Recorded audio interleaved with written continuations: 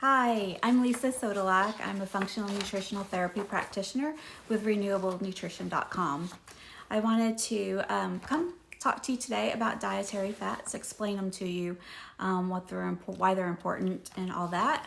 Just make it real short, and hope you learned something from me today.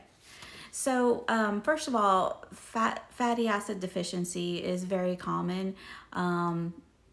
Some of the ways that you know if you have fatty acid deficiency, I'm just jumping right in here, is dry skin, scaly, flaky skin, maybe even a rash. They could all be signs of a fatty acid deficiency, as well as limp or thinning hair, poor concentration, brittle nails, cracking, peeling nails, joint pain, and then also muscle fatigue, quick to fatigue.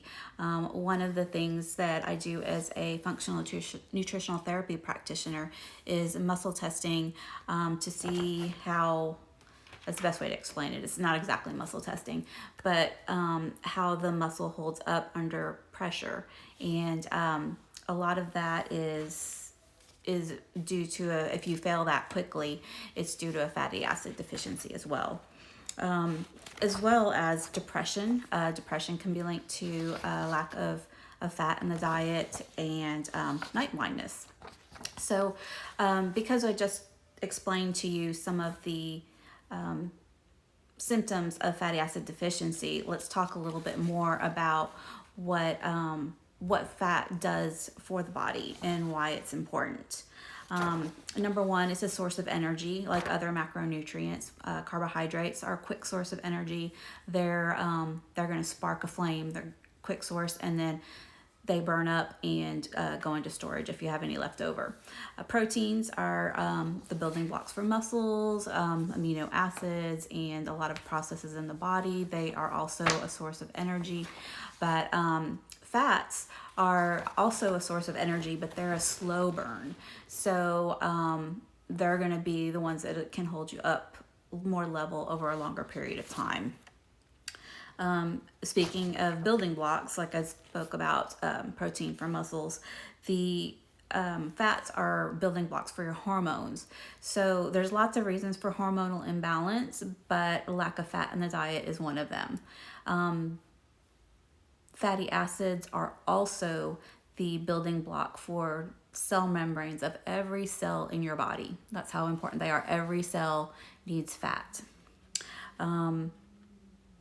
Fat is needed to absorb key vitamins vitamin A, vitamin D, vitamin E, and vitamin K. So one of the symptoms I had mentioned was night blindness, and that is also a vitamin A deficiency. So if you're taking in vitamin A, but you're not taking it with fat, you're not absorbing it. So that's a sign of deficiency there. Fats also allow the proper use of proteins in your body. For the proteins to assimilate the way they need to, you need fat. And then fat increases satiety in your meal, you're more satisfied, and it just makes food taste better. So now that we've kind of covered that, I wanted to explain what the 4 different kinds of fats are. First, you have saturated fats, and those are the ones that are solid at room temperature. So think of those as your animal fats, red meat, beef, tropical oils like coconut and palm oil. And these are ideal for cooking. They're ideal for high heat. They're ideal for more baking, and they're very, very helpful in the diet. Butter can be used as a saturated fat, great for cooking on high heat. So your next fat that we're going to discuss is monounsaturated fats, and those are relatively stable, and they can be made by the body as well. But this type of fat for cooking and for eating, you're going to find in olives, avocado, cashews, almonds, pecans, and then their oils. So with these oils, they're fairly stable, but they can't handle the high heat like saturated fats can. So it's best for more of a light stir frying or for making dressings and things like that. And then the next one is polyunsaturated fats. These are very unstable, and just going to the grocery store to get them, you're probably going to end up with a rancid fat. You have to be very careful on the quality of these. They're very important for the body. They're very important to have in your diet, but you have to make sure you have them correctly sourced and stored. Most of all, they should be in glass, dark glass bottles, and stored in a cool location. So when you see all the oils on the grocery store line and the canola oils, the corn oil, vegetable oils, those are in clear bottles under fluorescent lights. They're already bad before you even get them home. So then the last thing that I wanted to mention is trans fats. So trans fats are the ones that the bad rap is for. We've had decades and decades of being told that saturated fats are bad. They cause heart disease. They clog your arteries. It's not saturated fats that do that. It's trans fats. And so in the plan to get saturated fats out of the diet, food manufacturers still needed that thick, creamy fat to be able to put in their recipes. Think of the creamy filling of Oreo cookies or your baked goods, any kind of baked goods. Those have trans fats in them generally because saturated fats had been villainized for so long. They came up with this alternative of using corn, soybean, cottonseed, all of those poly, mono, and saturated fats, and they've heated them under high heat and inserted hydrogen to make them solid.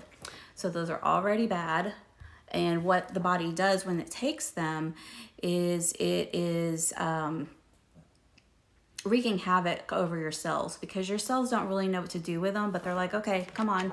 And then they're kind of stuck and they can't get, now when you take in good fats, your body is so busy with these trans fats that it can't do it. So just bad stuff just to stay away from.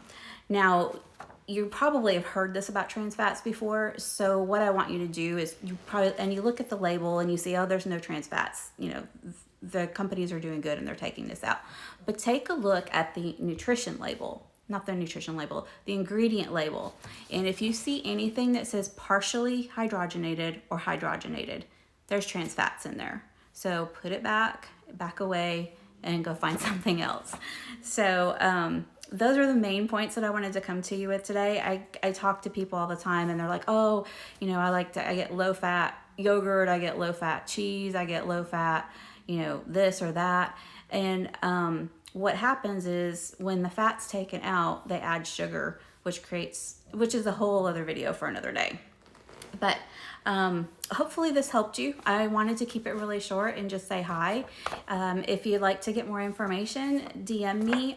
Make sure you're following me on Instagram and visit my site, renewablenutrition.com. If you join my mailing list, I'll send you a one-sheeter that has all of the different types of fats you can cook with and consume that you can feel safe about choosing. All right. Have a great day. Thanks for watching.